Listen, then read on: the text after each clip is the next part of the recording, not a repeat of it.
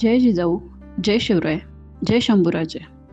गड किल्ले संवर्धन प्रतिष्ठान महाराष्ट्र राज्य सादर करीत आहोत शिवसाम्राज्याचे दिनविशेष. 6 एप्रिल इसवी सन 1663. हल्ल्यानंतर महाराज सिंहगडावर दाखल. शाहिस्तेखानाचे 3 बोटे छाटले व त्याच्या छावणीत पूर्ण हल्लकल्लोळ माजवून महाराज सही सलामत किल्ले सिंहगडी दाखल. राजे सिंहगडी सुरक्षित पोचले होते तेव्हा पाठ होत होती. सूर्यनारायणाची आभा पसरत होती आणि महाराजांच्या हेरांनी सकाळी गडावर बातमी आणली. खान मेला नाही, त्याची फक्त 3 बोटे उडाली. महाराजांना ही बातमी कळली. महाराजांनी स्मित हास्य केले व म्हणाले, शाहिस्तेखानास शास्त झाले. पातशहाने नाव ठेवले परंतु यथार्थ ठेवले नाही. ते नाव आपण शास्त करून रुजू केले. परमेश्वराने हे अचाट साहस आपणास करावयास लावले. 6 एप्रिल इसवी सन 1666. राजे दिल्लीजवळ करीत होते. छत्रपती शिवाजी महाराजांनी औरंगाबाद सोडले व महाराजांच्या पुढच्या प्रस्थानाची बातमी देण्यासाठी वकील म्हणून रघुनाथ पंत कोरडे दिल्लीस रवाना झाले. महाराज आग्रा प्रवासात असताना त्यांना औरंगजेबाचे पत्र मिळाले. त्यात औरंग्याने मिर्झा राजे जयसिंग यांनी ठरवल्याप्रमाणे तुम्ही इकडील प्रांती रवाना झाले ते पाहून संतोष झाला. एशियास इकडील पूर्ण लोभ तुम्हावर आहे, म्हणून अत्कार न करता खातरजमेने तरमजल करत निघून यावे. भेटीअंती बहुत सत्कार पाहून माघारी जाण्याविषयी निरोप दिला जाईल. साप्रत तुम्हाकरिता पोशाख पाठवत आहे, तो घ्यावा. भेटीअंती बहुत सत्कार पाहून माघारे जाण्याविषयी निरोप दिला जाईल. हे औरंगजेबाचे लेखी वचन पाहून महाराजांचा उत्साह व अपेक्षा निश्चितच उंचावल्या. 6 एप्रिल इसवी सन 1682. खडकगडाचे किल्लेदार बादशाहच्या सेवेत रुजू.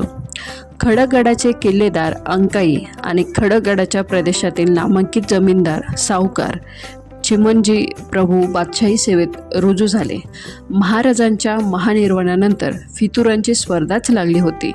वतनासाठी लाचार होऊन मुसलमानी सत्ता करते फेकतील ती हाडके घेऊन चघळण्यात धन्यता मानणाऱ्यांची अहमिका लागली होती. बादशहातर्फे चिमणाजी प्रभू यांना मोठी खिलजीची वस्त्रे देऊन गौरवण्यात आले होते.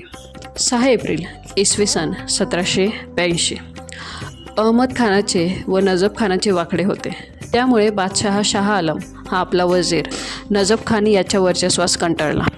शाह आलम बादशाह हा मराठ्यांच्या मर्जीने राहण्यास उत्सुक होता आणि वारंवार तो तसे बोलवूनही दाखवत होता. महाजी शिंदे किंवा हरिपंत फडके यासारखा एक तरी फौजबंद मराठा सरदार सतत दिल्लीस राहावा आणि मराठ्यांनी बादशाहास दरमहा 2 लाख रुपये देऊन करोडोची स्थळे हस्तगत करावे. ही परिस्थिती सन 1780 होती. परंतु ह्यावेळी मराठे व इंग्रज यामध्ये नेकीने युद्ध चालू असल्यामुळे मराठ्यास हे कार्य पत्करणे शक्य नव्हते. दिनांक 6 एप्रिल 1782 रोजी नजफ खान मृत्यू पावला आणि पुढील महिन्यात सालबाईचा तह पुरा होऊन पहिले इंग्रज मराठे युद्ध थांबले. तेव्हा महाजी शिंदे यांना दिल्लीच्या राजकारणाकडे लक्ष पुरवण्यास अवसर मिळाला. बादशहा सन 1772 दिल्लीस आणून तख्तशीन केल्या वेळेस पासून महाजी शिंद्यांच्या मनात दिल्लीचा कारभार आपल्या ताब्यात घ्यावा असे होते. पण वर सांगितल्याप्रमाणे सालबाई तहापर्यंत महाजींना दिल्लीच्या राजकारणाकडे पाहण्यास फुरसत नव्हते. या संधीचा फायदा मीर नजफ खान याने घेतला. पण मीर नजफ 6 एप्रिल 1882 निर्वतल्यानंतर दिल्लीच्या बादशहाने महाजीस दिल्लीचा कारभार हाती घेण्याची विनंती केली.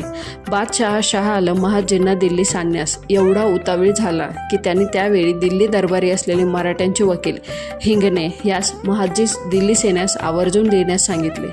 त्याप्रमाणे हिंगणे यांनी पाटील बावास लिहिले, ही वेळ अशी आहे की इकडे येण्याने तुम्हाला कीर्तीच नव्हे तर पैसाही मिळेल. 6 एप्रिल इसवी सन 1927. सरफरोशी की तमन्ना. काकोरी दरोडा प्रकरणातील सर्व क्रांतिकारी 2 गाड्यांनी कोर्टात आणले गेले. ते देशभक्तीपर गाणी गात असत, घोषणा देत असत. लोकांची भरपूर गर्दी होत असे. 6 एप्रिल 1927 रोजी सरफरोशी की तमन्ना हे गाणे म्हणत सर्वजण कोर्टात शिरले. जस्टिस हॅम्लेटने शिक्षा सुनावल्या. पंडित रामप्रसाद बिस्मिल, राजेंद्र लाहिरे, ठाकूर रोशन सिंग आणि अशरफुल्ला खान यांना फाशी झाली. अनेकांना जन्मठेप झाली.